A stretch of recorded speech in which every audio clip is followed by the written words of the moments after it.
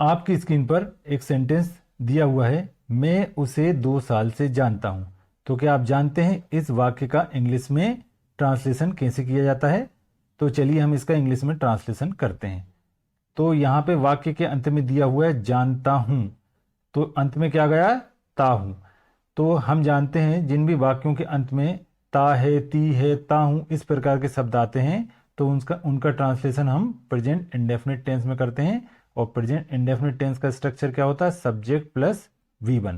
तो चलिए हम प्रेजेंट इंडेफिनिट टेंस में इस वाक्य को ट्रांसलेट करते हैं। तो इसका ट्रांसलेशन हो जाएगा आई नो हिम, मैं उसे जानता हूं फॉर 2 ईयर्स, मतलब 2 साल से। मैं उसे 2 साल से जानता हूं, I know him for 2 years.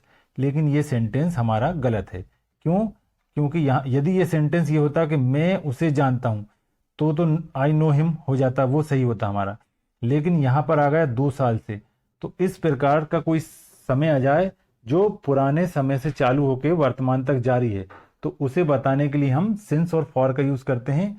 यदि हमारा निश्चित समय है, पॉइंट ऑफ टाइम है, तो सिंस का यूज करेंगे। और यदि हमारा पीरियड ऑफ टाइम है, मतलब जो अवधि की बात हो रही है, तो वहां पर हम फॉर का यूज करते हैं। तो यहाँ पर अवधि की बात हो रही तो हमने फॉर का यूज किया। तो इसे बताने के लिए हम सिंस और फॉर का यूज कौन से टेंस में करते हैं? या तो परफेक्ट में या परफेक्ट कंटिन्यूअस टेंस में। तो इसे हम यहाँ पे बनाते हैं हम प्रेजेंट परफेक्ट कंटिन्यूअस में। तो हमारा ये वाक्य क्या हो जाएगा? ये वाक्य हमारा हो जाएगा I have been knowing him for 2 years. तो इसे हमने काय में बना दिया? प्रेजेंट परफेक्ट कंटिन्यूअस में। यहाँ पे हमारा पीरियड ऑफ टाइम भी आ गया, फॉर का यूज भी कर लिया। लेकिन यहाँ पर जो वर्ब दी हुई है नो, नो का आईएनजी फॉर्म नहीं होता, तो ये भी सेंटेंस हो गया हमारा गलत। तो सही सेंटेंस क्या होगा? सही सेंटेंस हमारा होगा I have known him for 2 years. मैं उसे 2 साल से जानता हूं। I have known him for 2 years. तो यहां पर अंत में क्या आया है?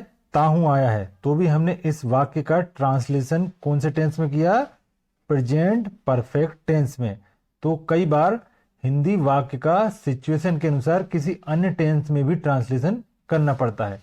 यदि आपको वीडियो पसंद आया है तो वीडियो को लाइक करें, चैनल को सब्सक्राइब करें और साथ ही बेल आइकन भी दबा दें ताकि आगे आने वाली वीडियो की नोटिफिकेशन आपको समय पर मिल सके। Thanks for watching.